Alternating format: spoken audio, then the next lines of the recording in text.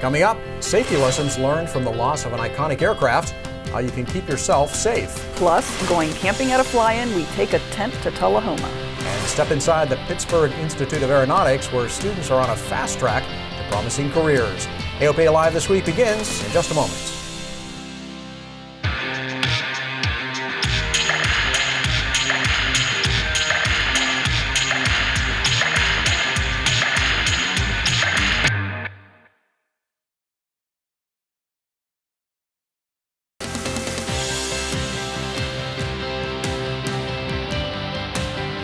This is AOPA Live This Week with Tom Haynes and Melissa Rudinger. It's a wrap. 2019 fly-in season finished on a high and hot note in Tullahoma, Tennessee last weekend. And over 9,400 of you came out to experience the Southern hospitality, a variety of airplanes and all the other attractions you've come to expect from our fly-ins, and there was no shortage of aerial excitement. Jeremy Holt wowed crowds in his Pitts Model 12, while Lee Lauterbach showed off the power of a P-51 Mustang. The grand finale, a drone light show. Great Lakes Drone Company was finally able to pull it off at the AOPA Fly-In, and it was a fitting tribute to AOPA's 80th anniversary. And one of the other highlights, camping by the Beechcraft Heritage Museum. AOPA Live's Josh Cochran and associate web editor David Toulis share the story about their trip to Tullahoma in a Super Cub and show what it was like to camp there.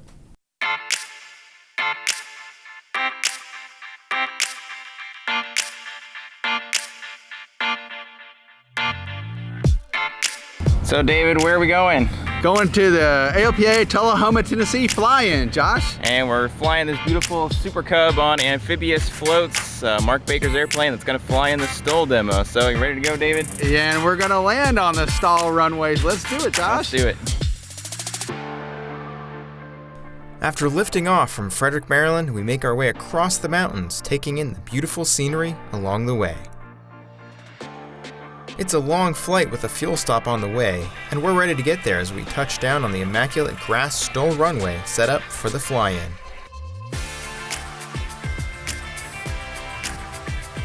So David, we made it safely to beautiful Tullahoma. How was the flight? The flight was slow, Josh, but we did it, man. We did it. After parking the Super Cub in the STOL corral, we raced to set up camp before the sun sets at the campground by the Beechcraft Heritage Museum.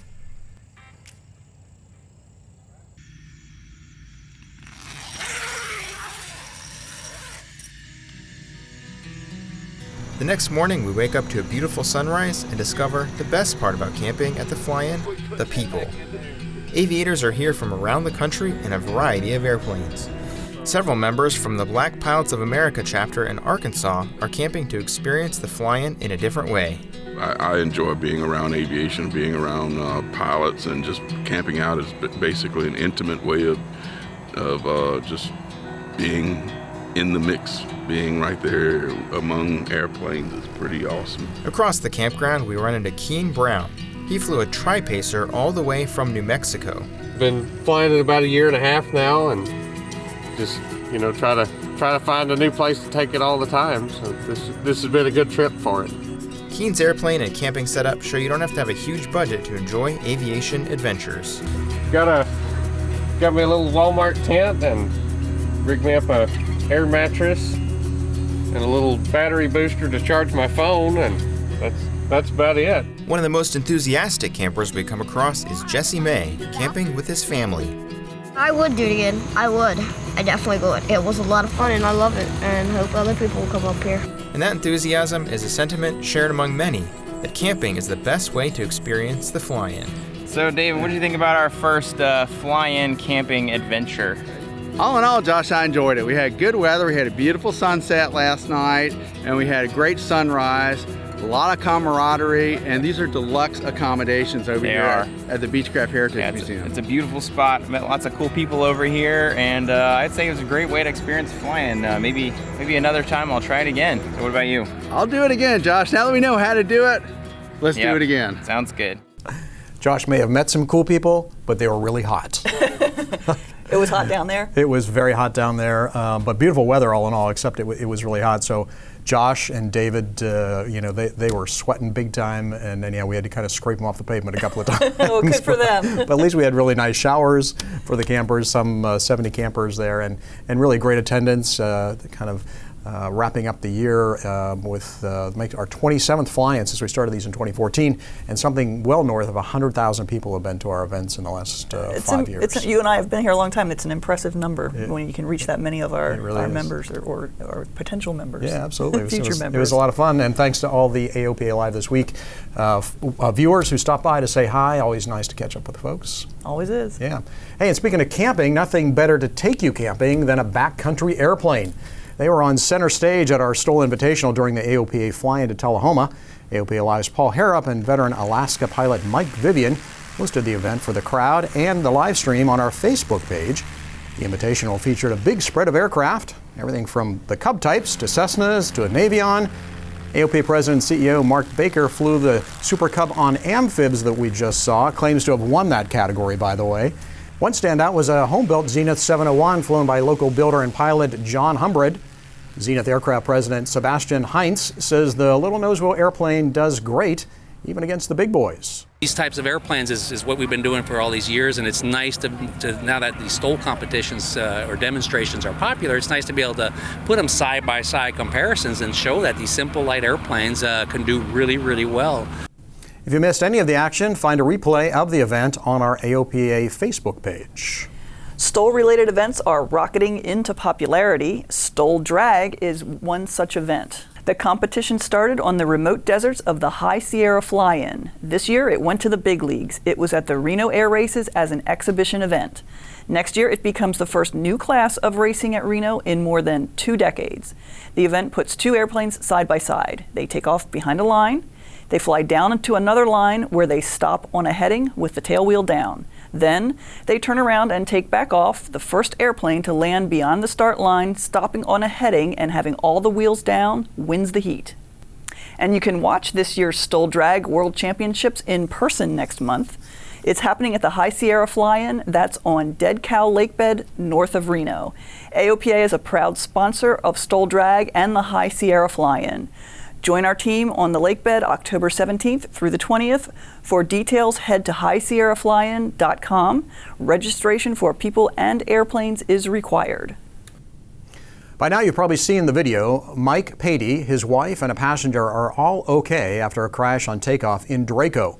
Draco, of course, is the custom-built turboprop bush plane based on a PZL Wilga. Patey designed and built the machine. It was totaled upon takeoff from Reno Stead Airport, where it had been on static display for the Reno Air Races. Mike Patey is a prolific vlogger, so what did he do? Well, he jumped out and started recording. There's lessons to be learned. Here's Draco. Dang it. I am so bummed right now. But everybody kept asking me, did you have a mechanical problem? Did the gear fail? Did the engine fail? Did it hiccup? Did it do anything? No. Nothing went wrong but me, a strong wind, and the wind got under that wing, and that was over. So I want to make sure everyone knows that's what it was. I make no excuses. Pilot error, pilot error, pilot error. This is going to haunt me for a long time. AOPA Live's Paul Harrop joins us now. Paul, you're one of the people that got to fly Draco. It's a real loss for the community. Got to fly in Draco, and yeah, it's a tremendous loss. First, I think the most important thing is that Mike and Chandra and their passenger were not hurt. But it is a big emotional toll. We talk about inspiring people to fly. Draco really did that. It's this monster 680 horsepower bush plane with massive gear. At every fly-in, you'd see kids wearing Draco t-shirts. You'd see adults wearing shirts that make references to it. This whole cottage industry around Draco fan gear has popped up. And it really goes to show how STOL is so popular right now. It's something that the average pilot can aspire to, and it gets you right up to the line at the air show. You can be a lot closer to that than you can for an aerobatic demonstration. So people really feel a part of that. And Draco is kind of the pinnacle of that. It's what you could do if you had unlimited limited craftsmanship ability to put this thing together and build your dream airplane, and now sadly it's no longer going to fly. Right. Yeah, so I have a little bit of time in a round engine Wilga, one of the original ones. This one is so different, so much modified. What's it like to fly? You know, it's a lot more comfortable than I had thought it would be. It took a little bit to climb up into it, but once you're in it, it's really comfortable. As you know, then Wilgas kind of have a leaned back, lawn chair kind of feel to them. Well, you add that big gear and you're almost like you're going to space or something, leaned way back. But it wasn't as much of a roller coaster as I had expected it to be. I was privileged to take a ride with Mike after High Sierra last year. We took off. He was fully loaded with fuel, fully loaded with gear, and this thing still climbed out at 4,500 feet per minute off a 4,000-foot elevation strip in the desert in the heat. So it's just a tremendous machine, and as sadly as Mike says, it's now totaled. Oh, well, that's sorry to hear that, but as everybody says, glad that they're okay. Absolutely. Mike made it clear he blames himself and his decision to take off when he probably shouldn't have. We want to help you avoid a similar mistake. The AOPA Air Safety Institute has resources to help you establish personal minimums. There are IFR and VFR personal minimum contracts that you can fill out and use on the ASI website. Executive Director Richard McSpadden says personal minimums should always be evolving, but changing them should be done with purpose. A great example is when you're flying at somewhere where there's cross runways and there's a pretty strong wind, to go out and actually try some practice approaches in the crosswind runway, not the dominant runway, and see how you feel, see how your skills develop in that scenario, and then you'll get a feel for, oh, I feel really good about controlling the airplane in this scenario. You can find them on airsafetyinstitute.org. When we come back, getting back from across the pond. Plus, some new gear that won't break the bank. We'll be right back. The people of AOPA's Legal Services Plan work to help protect your certificates, and they love to fly as much as you do. The AOPA Legal Services Plan is offered as part of our Pilot Protection Services. It's a members-only benefit provided to thousands of pilots like you. Welcome back. You folks are incredible. We challenged you, and you meet the challenge, and then some. The Ray Foundation challenged you to donate $2 million to the AOPA Foundation, and if we reach that goal by the end of August, the Ray Foundation would match it with another $2 million. And so, during the pilot town hall at the Tullahoma Fly-In last weekend, the final tally. We are very proud to share with you today that we raised, through our generous donors, more than 5,000 of them helped us raise $2.8 million. The Ray Foundation, seeing the generosity of those donors and the results of that fundraising success, and offering to increase their matching grant by another $500,000. So that's a grand total of more than $5.3 million for the You Can Fly program. Your continuing contributions to the AOPA Foundation help fund the You Can Fly program, which helps get young people involved in aviation through our aviation STEM curriculum, helps pilots return to flying with our Rusty Pilot initiative, and it helps reduce the cost of flying through our Flying Club program. And speaking of our high school curriculum, our intrepid aviators are just back from a two-way trip across the Atlantic to honor the Women's Air Service pilots of World War II, and to gather some real-world experiences to incorporate into the lesson plans the You Can Fly Academy is creating for our high school STEM program. Great opportunities to create a lot of curriculum and talk to our students about weather considerations and flight planning and radio communications. Fuel. All the technology that we have on this airplane, from the glass panel to the parachute. We're really excited about some of the curriculum we're going to bring back to the kids. It was a pretty intense trip, just 8 days from Frederick to Normandy and back, and it presented some challenges and lessons. The winds were really stout. At one point over Scotland, I guess that would be last about Saturday or so, the days have all run together, but we had a 162 knot crosswind, and flying in that was interesting. We had to swap airports because the gust factor on the ground was in the 40s for our planned airport in Scotland, and the one we landed at still had a plus 30 some odd, but the winds over there were much greater than what we're accustomed to. Coming back from Scotland into Iceland yesterday or day before yesterday. We had 110 knots on our noses, so we're pretty tired, but we've had an awesome 8 days. Sounds like they've had quite an adventure. Yeah, that was quite an adventure. What a great airplane to do it in, though. Absolutely. Yeah, it'd be fun to see how they're able to leverage some of that in the aviation STEM curriculum. It'll be exciting. Yeah. And then speaking of Normandy, the D-Day Squadron is looking for a little help. You'll remember that they flew 15 historic C-47s and DC-3s across the Atlantic earlier this year to commemorate the 70th anniversary of the Normandy invasion. We were honored to be able to report on that from England and France. Now the D-Day Squadron is partnering with a documentary film producer to complete a film on that crossing and the paratroop jump reenactment over Normandy. The filmmakers embedded with the pilots, crews, and veterans to capture the full experience. The D-Day Squadron and the filmmakers are now looking to raise enough money to complete the film and share it with the world. You can find out more at the URL there on your screen. There's also a teaser video for Into Flight Once More. The long-awaited U-Avionics tail beacon for certificated airplanes now shipping. As the name suggests, the tail beacon replaces the rear position light with a combination LED light and ADS-B out transmitter. U-Avionics says the tail beacon can be installed in about 15 minutes. Cost is just under $2,000, so now there's even less of an excuse for not equipping with ADS-B out. 2020 ADS-B deadline, it's just a few months away. And speaking of affordable flying gear, AOPA technical editor Jill Tallman reviews a couple of simple items to add some style to your flying. Flying can be expensive, am I right? But I recently came across a couple of neat little gadgets that are not very expensive, and they're going to make your flying more fun than it already is. The first one is this little device called a buzz muff. And a buzz muff is a custom mic muff for your headset. As long as it's 9 letters or fewer, it can be whatever you want it to say. The best part is they're $9.99, and that includes shipping to the United States. So you can buy one, you can buy two, and you haven't even spent as much as you would normally spend on a t-shirt. So that's buzz muffs. The other gadget are these certified foggles.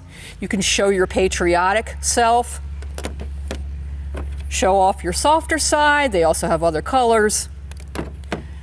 Maybe even look like the Terminator if you want. Again, these are certified foggles. Not only do they have dozens of designs that you can choose from, but you can also custom design a foggle. So if you have a flying club or a flight school with a logo you'd like to use, they will set that up for you. These start at $21.99, and that also includes shipping. So the certified foggles and the buzz muffs are two easy ways for you to make your flying less expensive and more fun. You can find more gear reviews on our website.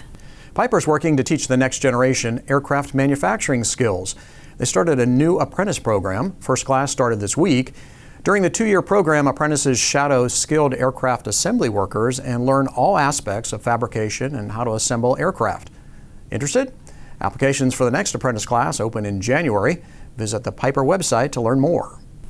And the career path for those who assemble and work on airplanes is looking brighter than ever. According to the latest Boeing Pilot and Technician Outlook, there will be a demand for 769,000 new maintenance technicians over the next 19 years.